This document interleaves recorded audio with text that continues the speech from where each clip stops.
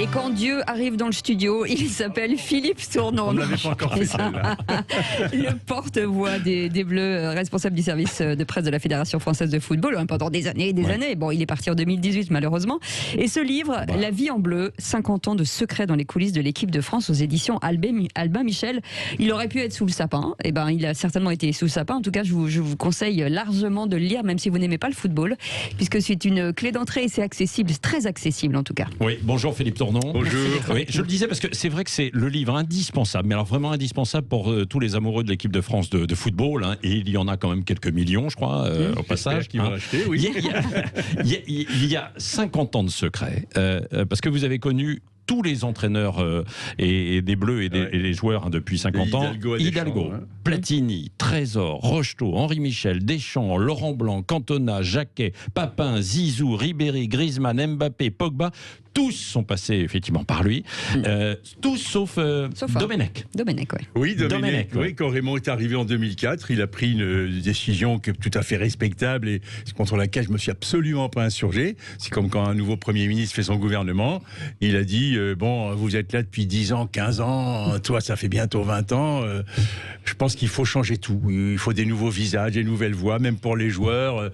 Tout le monde se connaît, tout le monde s'embrasse. C'est un peu le Club Med, votre affaire. Donc je change tout. Oui. Regardez ici le précieux Manu de Farial, l'intendant, qui connaissait tout, mais sinon, tout le monde a dégagé. Oui. Et avec, pardon, justement, avec du recul, vous regrettez, vous auriez géré la crise autrement? Non, faut pas dire ça, faut pas dire ça. Je dis toujours que je pense que j'aurais dû le communiquer, parce que, c'était dans mes attributions de recharger les relations avec les médias, et deux, pour éviter à Raymond Domenech, qui était déjà bien empêtré dans son affaire, d'avoir à le faire.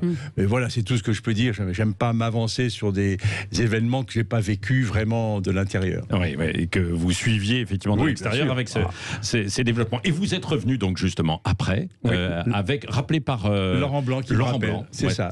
Laurent Blanc me rappelle, et puis Didier me demande de rester encore 2 ans, puis 4 ans, puis 6 ans, et Coupe du Monde 2018. Bon, voilà. Alors on va rappeler, on va parvenir sur toute votre carrière, parce que avant, ça serait très long. Non mais il y a 350 pages. Je vous les conseille. Donc vous avez commencé comme journaliste sportif. Oui, j'ai eu une carrière de presque 17 ans, l'équipe France Football. J'ai commencé rédacteur stagiaire, et j'ai fini chef avec Football, rédacteur en chef adjoint du journal. Et là, vous aviez des contacts avec le staff de l'équipe de France de l'époque. Bien sûr, parce qu'il m'arrivait fréquemment de suivre les matchs de l'équipe de France. C'est pour ça que le bandeau un peu attractif, 50 ans, oui, parce que si j'additionne mes 17 ans de journaliste et mes 30 ans de chef de presse de l'équipe de France, ça fait 47, donc il y a presque effectivement un demi-siècle au contact de l'équipe de France, de la face nord, après de la face sud. Oui, voilà, c'est ça. Et puis, donc, après, vous avez été tout connu, c'est-à-dire des traversées du désert au sommet, quoi. D'un mot aussi, pour résumer, parce que les auditeurs doivent se dire, mais alors, c'était quoi, chef du service de presse? Grosso modo, c'était un peu ça, responsable. Alors, chef du service de presse de la Fédération, c'était un service de presse classique, la communication du président. À l'époque, il n'y avait pas de DIRCOM, la revue de presse, enfin, tout ce qui se passe dans un service de presse traditionnel. Et puis, le poste en équipe de France que j'ai créé, à la demande du président Sastre et de Michel Hidalgo à l'époque, et qui consistait, et qui a toujours consisté, à tracer la juste frontière pour que 2 populations qui ne sont pas portées naturellement l'une vers l'autre pour X raisons, qui n'ont fait que s'amplifier au fil des décennies, que ces 2 populations, les journalistes d'un côté, toujours gourmands, toujours avides d'en savoir plus, devenir l'un, et puis les joueurs et le sélectionneur qui voudraient bien se préparer tranquillement, pas forcément sans les médias, mais bon, s'ils pouvaient s'en passer, il ne serait pas mécontent. Non, mais avec un rôle quand même très important d'encadrer des jeunes qui arrivent, qui ont 18, 19, 20 ans, 22 ans. Fougueux. Face à la presse. Et ils deviennent des monuments. Mbappé, par exemple. C'est important de leur expliquer d'abord ce qu'est le système de ce football de très haut niveau qui brasse des sommes considérables dont ils sont les premiers et quasiment seuls bénéficiaires. Dans le football, à part les agents et les joueurs, personne n'a fait fortune. Voilà. Donc déjà, de leur expliquer comment ça marche, et j'avais ma bonne vieille formule de derrière les fagots que je leur sortais, je disais, toi tu as le talent, tu as le savoir-faire, mais s'il n'y a pas la caisse de résonance des médias et le faire savoir des médias, tes contrats, ils valent rien. Si tu portes pas la pub, si tu vas pas à la presse régulièrement, il y a pas le contact. Le système, il bug et c'est fini, quoi. Donc, tu es une pièce essentielle, tu en bénéficies, mais fais le job. Quand c'est ton moment, faut y aller. Sur la pub, il y a des histoires assez fabuleuses, notamment Tigana, l'histoire des chaussures. Tu veux plus partir Adidas. au Mexique, les chaussures qui sont noircies. Quel est le joueur, très vite, qui s'est rendu compte justement de l'importance de la presse et de parler à la presse? Est-ce qu'il y a quelqu'un qui sort du lot, justement, dans cette communication? Didier Deschamps, je pense. On y revient toujours parce qu'il est tellement intuitif, tellement pragmatique, il a tellement l'œil à tout, il veut tout voir, il veut tout savoir, et il finit par tout voir et tout savoir. Donc il m'a dit déjà, quand il est arrivé, il a quitté son pays basque natal à 14-15 ans pour intégrer le centre de formation du FC Nantes, et là, dès le début, on les a initiés au média training. Et il m'a dit, ça m'a servi toute ma vie. Et je me demande aujourd'hui, quand je vois certains jeunes éléments qui sont encore quasiment terrorisés par une caméra ou un micro, je me demande, est-ce qu'ils ont travaillé cet aspect du boulot? Parce que ça fait partie de leur métier. Oui. Alors, parmi la dernière génération, on remontera tout à l'heure, mais Mbappé, par exemple, est-ce que lui, il maîtrise ça en même temps autant qu'il maîtrise le ballon sur un terrain? Il a tous les dons sur le terrain, en dehors, où il est d'une spontanéité, il a toujours la banane. Il traverse il est vraiment une période un peu... Oui, vraiment. Ouais. Le gamin est spontané, le gamin est naturel. Ce qu'il dit, il le pense, ça lui joue des tours, parce que je me rappelle, avant la Coupe du Monde en Russie, il lui a dit quelles sont vos ambitions, et tout de go, il dit, moi je viens pour gagner la Coupe du Monde. Je lui ai dit, ouais, attends, 19 ans, pépère, calme un peu, tu vas pas... Et depuis qu'il a 12 ans, il dit à ses parents... Papa, maman, je vais gagner des titres, et un jour je serai Ballon d'Or, et je vais gagner la Coupe du Monde. Mais parce que il avait tellement de dons déjà à cet âge-là, il éliminait tout le monde sur le terrain, il marquait des buts et des buts et des buts. Il n'a jamais douté de son talent, et il l'a dit spontanément, naturellement. Ouais. Est-ce qu'on peut encore s'améliorer à ce niveau-là? Est-ce qu'il y a encore un gap à passer? Sur le terrain? Oui. Oui, bien sûr, oui, parce qu'il est en train de connaître des premières périodes un peu pas noires, mais enfin un peu moins fastes. Ouais. Voilà, donc puis il va prendre dans la vie d'un club, le jeu sur le terrain. À 21 ans, on n'a pas tout vu, on n'a pas tout connu. Il faut qu'il ait encore des coups de Trafalgar, il faut qu'il traverse d'autres périodes de mou. Ce que vous avez vécu, vous, avec les joueurs de l'équipe de France. Zidane, il n'a pas été toujours au top. On se souvient 96. Platini, il a eu des moments difficiles. Tous les Platini s'est fait siffler. Je me rappelle d'un match au Parc des Princes où Platini s'est fait siffler. Le public était assez cruel. Il oublie vite tout ce que le joueur a apporté, tout ce qu'il a donné. Et il faut avoir le cuir épais pour, comme disait Roger Lemaire, la victoire et la défaite sont deux menteuses. Ouais. C'est-à-dire que quand tu gagnes, il faut dire, attends, j'ai gagné, mais demain matin, je peux me ramasser.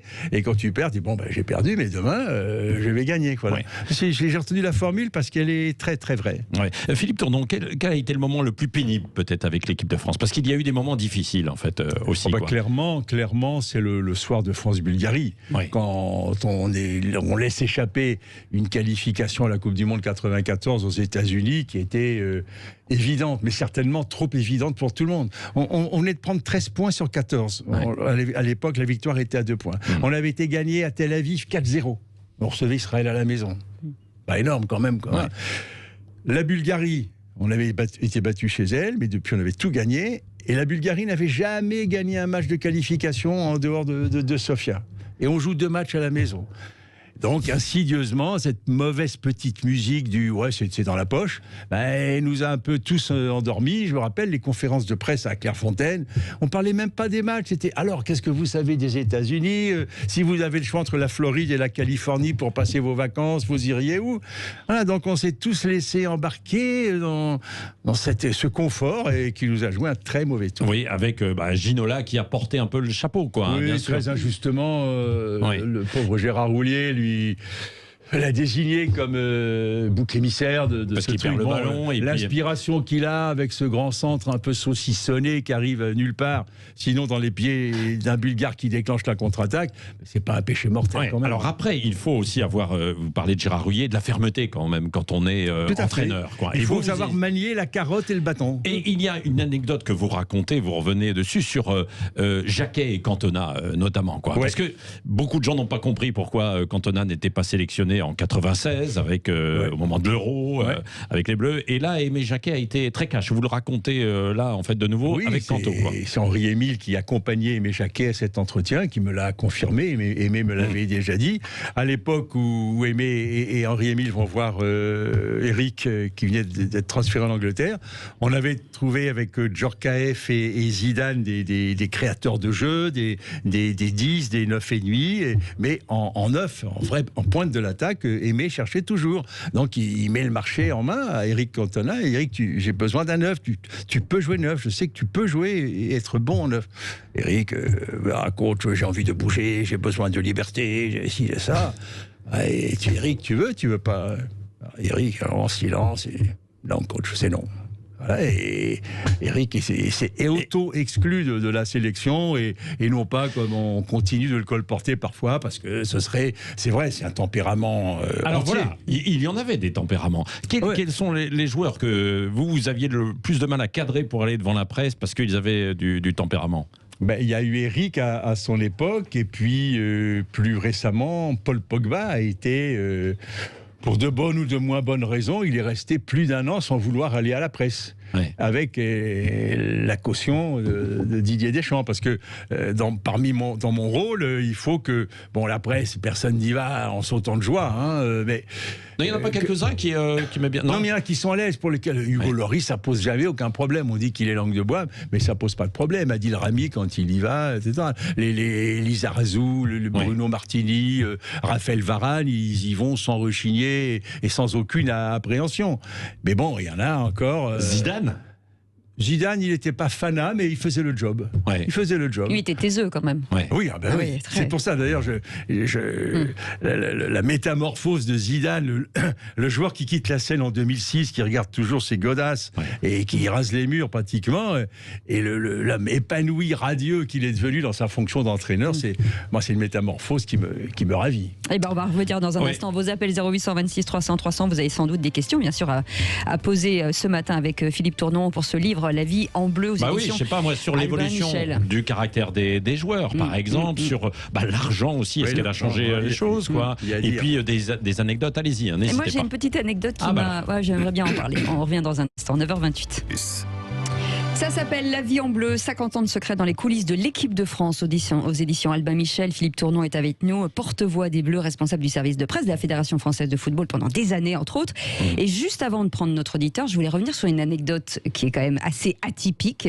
C'est l'histoire de cette Coupe du Monde, finalement, en 2002, c'est-à-dire que personne ne l'a prise, elle est dans un coffre et on vous dit, faut que tu la ramènes. C'est dingue, c'est dingue. C'est énorme. Oui, j'ai eu chez moi les deux trophées authentiques. La Coupe d'Europe en 84, mes enfants qui avaient 8 mois et 3 ans, qui jouaient avec les petites bagnoles dessus. Et puis la Coupe du Monde, effectivement, qu'on avait gagnée en 98, la vraie, en or massif, avec les noms gravés sur le socle. Et là, donc elle avait dormi dans un coffre boulevard des Italiens pendant 3 ans et demi. Et le moment était venu, on allait au tirage au sort au Japon de la Coupe du Monde 2002, et il fallait la ramener. Mais ça ne m'incombait absolument pas. Sauf que le jour où la Brinks la ramène à la fédération en après-midi à 16h, et la monte à la comptabilité, c'était le seul coffre de la maison, où il y avait le seul service de la maison, il y avait un coffre, et puis tout le monde s'en va, et à un moment donné, j'étais le dernier dans la maison, on me dit, la coupe, qui c'est qui la prend ?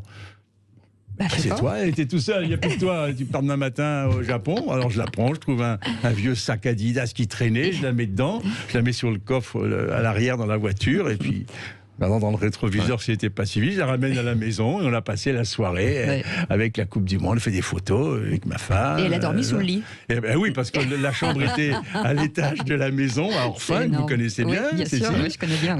C'est près de Clairefontaine, pas très loin de Clairefontaine. À côté de Rambouillet, en fait. Ma femme travaillait là-bas à l'époque et moi je travaillais encore beaucoup avec Aimé Jacquet. Donc voilà, elle a dormi sous le lit. J'avais su que la Coupe du Monde était à 3 km de chez moi, sous le lit. Philippe Tournon. Allez, question d'Olivier. 0826 300 300. Olivier qui nous appelle de Granville. Bonjour Olivier, bienvenue. Oui, bonjour. Oui. Olivier, posez votre question. Granville. Granville. Oui, Granville. Les parents nous ont laissé une maison à Julouville. Ah bah alors c'est à côté. Voilà. On est en famille. Je suis exactement à Carole. Oh là là, face à la mer. C'est incroyable. Tout le monde a vu tout le monde. Il n'y a pas que des gens du Sud, vous voyez aussi. Allons-y. Allez, oui. Alors je voulais vous demander, Monsieur Tournon, tout d'abord enchanté. Je suis vraiment très heureux de vous avoir au téléphone. Je voulais vous demander qu'est-ce qui vous avait donné envie de faire ce métier et pourquoi l'équipe de France? Alors ça c'est, vous le lirez dans le livre, je tente une explication. J'étais dans une famille de 6 enfants où le sport n'avait pas qu'il n'avait pas droit de citer, mais c'était pas un sujet de conversation, personne ne faisait du sport. Et moi, j'étais dans une école où il n'y avait pas beaucoup de sport non plus. Bien, Philippe, et puis un jour, un pensionnaire, il y a des pensionnaires, il me dit « Tu m'achètes France Football ». Je savais même pas que ça existait. Donc je lui achète France Football et je le regarde.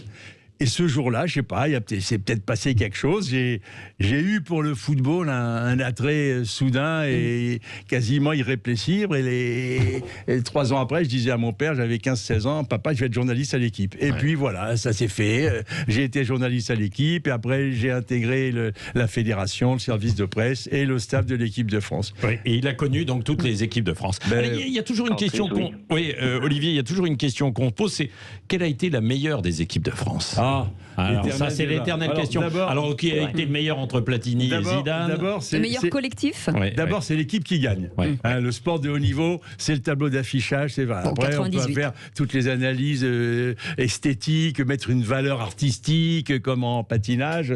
Bon, donc le problème c'est que beaucoup d'équipes ont gagné. Et je raconte dans le livre que Platini me taquine souvent. Il me dit Philippe, toi qui nous as connus la génération 84 et la génération 98, on ne parlait pas encore de 2018, convient quand même qu'on jouait un football qui était plus agréable, plus chatoyant. Alors j'avais toujours la même réponse. Dit Michel, si tu veux me dire qu'il y avait plus de potentiel technique dans votre équipe qu'au point de vue de la conception, de la créativité, avec Rocheteau, avec Lacombe, avec Tigana, Platini, Giresse, il y avait plus de bons techniciens capables de nous séduire par le jeu dans ta génération, je veux bien le dire, parce que je le pense. En revanche, ceux de 98, ils avaient acquis, et souvent à l'étranger et souvent en Italie, une culture tactique et surtout une culture de la gagne, qui que ta génération n'a pas toujours eu. Par exemple, je suis persuadé que l'équipe de, pour autant qu'on puisse faire des rapprochements, c'est toujours un peu spécieux, l'équipe de 98 menant 3-1 en demi-finale de Coupe du Monde, comme à Séville, l'équipe de Platini, je mets ma main à couper qu'elle n'aurait pas laissé échapper la qualification. Le fameux match de Séville. C'est sans doute l'un des moments les plus forts, les plus absolus. On est passé par tous les états d'âme. L'euphorie totale, 3-1, un quart d'heure à jouer, ça y est, c'est fait. Et puis après, le pénalty, enfin bon. Puisque vous parlez de Platini, qu'est-ce qui n'a pas marché vraiment pour Michel Platini à la tête de l'équipe de France? Il n'était pas fait pour ça, à mon sens. C'est ce que vous dites un peu dans le livre. Oui, il a excellé en tant que joueur. Il a été un très bon président de l'UEFA et je suis persuadé qu'il aurait fait un très bon président de la FIFA s'il n'y avait pas eu un certain nombre de coups de Trafalgar pour l'en empêcher. Mais sélectionneur, ça demande quand même, surtout sur les phases finales, sur des rassemblements courts comme ça, il était parfait. Mais sur une phase finale comme celle qu'on a vécue à l'Euro 92, quand il faut gérer un groupe sur 4, 5, 6 ou 7 semaines, là c'est difficile. Là, il faut vraiment s'investir à fond. Et Michel a toujours eu un côté... petit côté joueur, un petit côté espiègle qui est séduisant, qui fait un personnage très, très attachant. Mais sur une phase finale de grande compétition... C'est pas Aimé Jacquet ou Didier Deschamps? Pas du tout. Pas du tout. C'est des gens... Aimé Jacquet, Didier Deschamps, ils ont l'œil à tout, ils s'occupent de tout. Michel Platini, une fois ou deux, je lui ai fait part d'un problème que j'avais par rapport aux médias avec tel ou tel joueur. Du coup, ça c'est ton affaire, c'est pas la mienne. Deschamps, il s'occupe de tout. Un jour, j'ai eu un problème avec un joueur dans un vestiaire. On avait des contrats justifié ou pas avec un certain nombre de médias, et on devait amener des joueurs dans le studio, au micro de tel média. Il y a un joueur qui me dit non, j'ai pas envie. J'étais voir Didier, je lui ai dit un tel il veut pas y aller. Il est allé voir le joueur. 15 secondes après, le joueur revenait me voir. Ok, j'y vais. Ouais. Voilà. C'est des détails, mais ils sont significatifs quand même. Pour revenir sur vous parliez de Tigana, Gires, Platini, est-ce que la vision qu'ont les joueurs du football est la même? Avant, on avait l'impression que c'était une passion, mais c'était une conviction, c'était une vie. Est-ce que aujourd'hui c'est toujours le cas, ou est-ce que c'est devenu un métier? Non, je pense que dans leur comportement, beaucoup de choses ont changé. Tout autour d'eux a changé. La société a changé, donc les joueurs sont pas les mêmes. Mais ce dont je suis intimement convaincu, c'est que quand ils rentrent sur le terrain, il n'y a que le jeu. Et qu'ils gagnent 10 euros, 100 euros ou 1 million ou 10 millions d'euros par mois, tout ça s'efface. Ils sont là pour le jeu, pour le ballon, le plaisir de montrer ce qu'ils savent faire et de ce qu'ils savent partager avec les autres. Oui.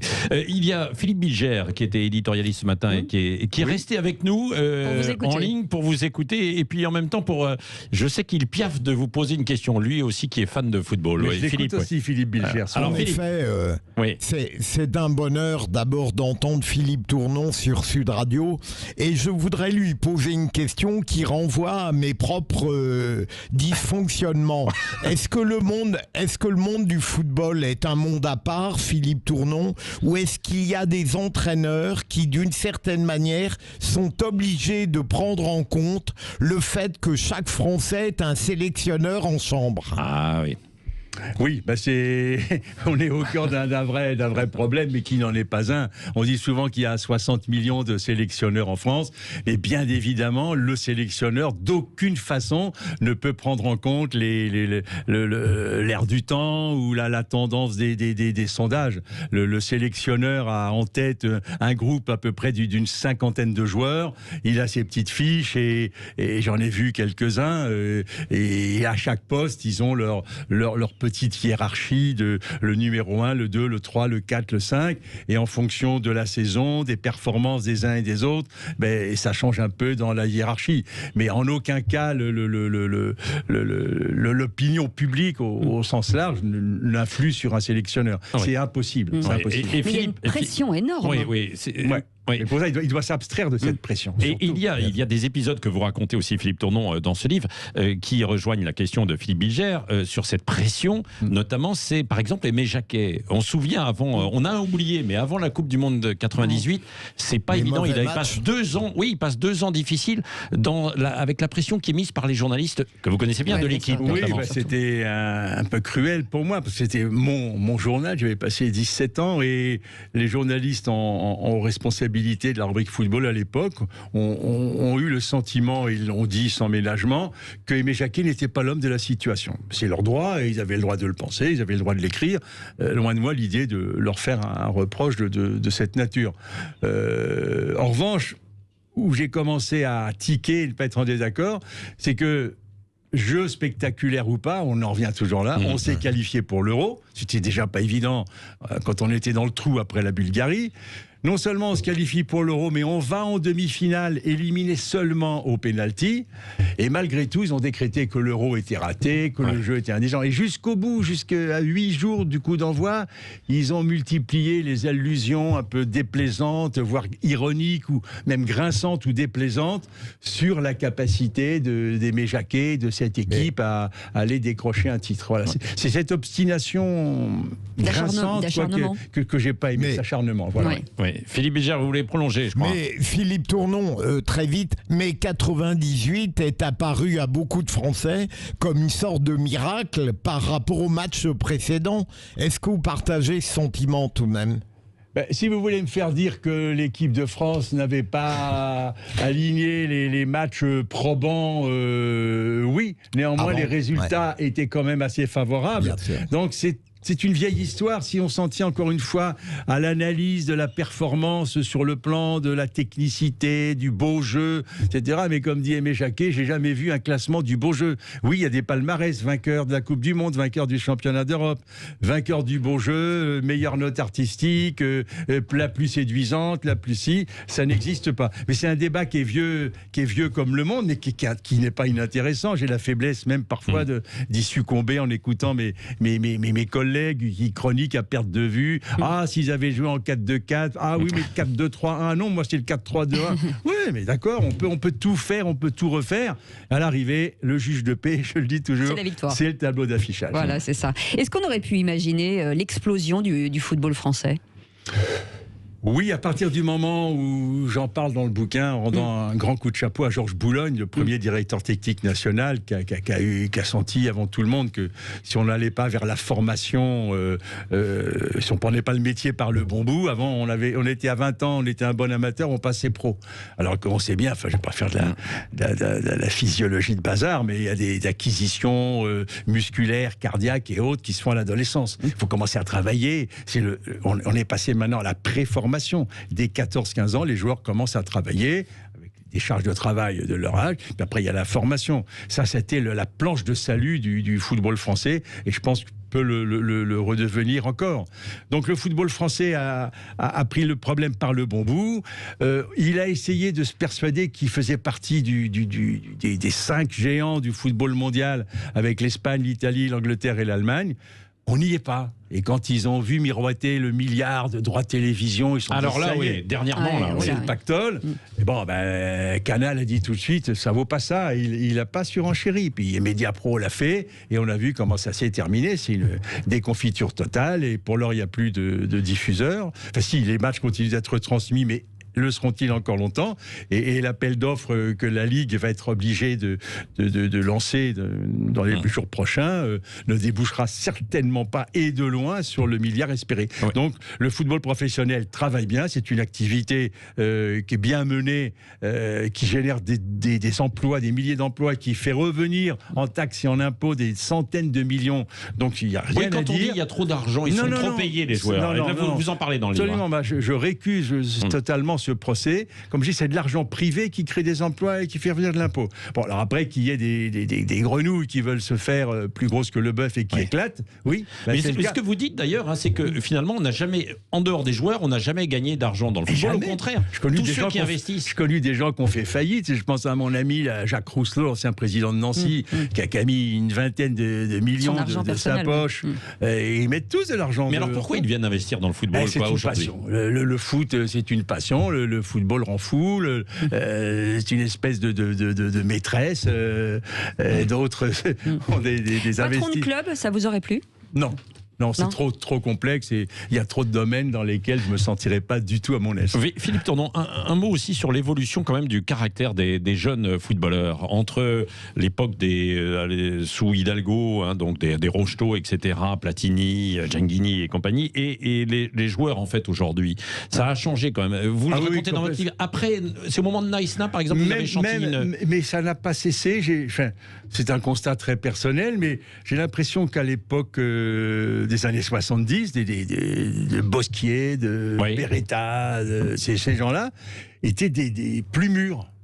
Le joueur d'aujourd'hui, peut-être parce qu'il gagne très vite beaucoup d'argent, qu'il est entouré de gens qu'il conseille plus ou moins bien d'ailleurs, a une forme d'insouciance et de légèreté. Vous deviez faire le ménage justement autour des jeunes joueurs quant à les rassemblements. Manier la serpillière. Oui, non, mais avec les agents, les gens qui tournent. Non, Dieu merci, une fois qu'on était en rassemblement à Clairefontaine, personne n'accédait. Oui. Mais on savait, et je le dénonce, je ne suis pas à dénoncer, je ne suis pas juge, je ne suis rien, mais l'environnement des joueurs pose problème. Le joueur est devenu, par les sommes qu'il génère, une véritable petite PME, et il y a beaucoup de gens qui gravitent autour, des fois avec des bons sentiments, des fois des moins bons ou attirés par l'argent, et ils ne leur donnent pas souvent les bons conseils, même souvent les mauvais conseils. Tu joues pas, ton entraîneur c'est un connard, etc. Est-ce que justement, alors, parce que je sais qu'à un moment donné, vous vouliez être véritablement dans une bulle. Oui, c'était Aimé Jacquet qui avait inventé aujourd'hui, c'est vrai. Aujourd'hui, avec les portables et compagnie, il n'y a pas de restriction. C'est un peu comme les gamins, non ? non, mais je raconte que dans les années 70-80, on arrivait dans un hôtel, on disait au standard, vous passez plus les communications dans les chambres après 22h et avant 8h le matin, on était tranquille. Aujourd'hui, ils ont tous un ordi, 2 ou 3 téléphones. Bien évidemment, ce serait complètement présomptueux de dire on cadre, on surveille, on limite. Simplement, là encore, Didier a été très pragmatique et très, très près de la réalité. Il a mis en garde et régulièrement, il remet le couvert. Il dit genre, faites attention, vous savez que ça peut partir vite sur les réseaux sociaux. Donc, si vous publiez quelque chose, vous vous mettez en scène tout seul.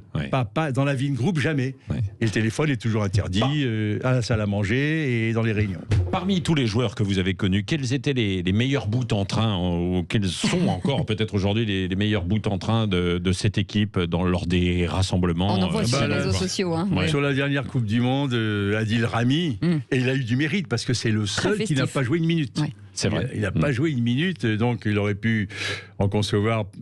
L'amertume. Pas d'amertume, mais bon, de replier dans son coin. Et non, il a continué à être le bout en train. Et dans les générations précédentes, il y a eu Bellon dans la génération Platini et Franck Ribéry. Alors oui, Ribéry, c'est un personnage, ça. Franck Ribéry. Monsieur Claquette, chaussette. Non, mais c'est un gamin qui a eu beaucoup de mérite, qui est parti de tout en bas, qui est passé par le championnat national, la division 2. Est-ce qu'il mérite sa mauvaise image, tout ce qu'on dit sur lui? Non, l'ironie est trop facile. Son parler, il est ce qu'il est. Aimé Jacquet avait un accent aussi, on l'a raillé là-dessus, bien sûr. Mais ça a changé sur les joueurs de foot. Aujourd'hui, ils s'expriment de mieux en mieux, ça c'est vrai. Oui, pas tous. Non, mais pour la plupart. Là, c'est un peu qui parle. J'aimerais bien qu'ils s'expriment tous parfaitement et qu'ils soient tous à l'aise en conférence de presse. Oui, Ribéry était un bon ambianceur. Je raconte que j'ai eu droit à ma crème caramel à la moutarde. Un jour, je vais au buffet prendre une crème caramel. J'adore ça, les crèmes caramel. Et j'avais de la moutarde. Puis un jour, il a pris le volant du bus du Bayern et il a emplafonné le pylône qui était devant. Oui. Du Ribéry. Du Ribéry. Merci, Philippe Tournant. On pourrait vous écouter des heures. C'était un plaisir. Absolument. Je pense qu'on vous réinvitera et j'en connais certains sur Sud Radio qui vont vous réinviter à venir en parler. La vie en bleu. Moi, je voudrais que vous veniez habiter chez moi. Voilà, la vie en bleu. J'espère que ma femme écoute pas. Mais vous l'emmenez. Ah d'accord, j'ai avec Elisabeth. D'accord. C'est La vie en bleu chez Albin Michel. Philippe Tournant était avec nous. Qui a partagé certains de vos secrets, votre femme, dès qu'elle a parce qu'elle a travaillé. Elle était l'assistante d'Aimé Jacquet en plus. Mais elle ne dira rien.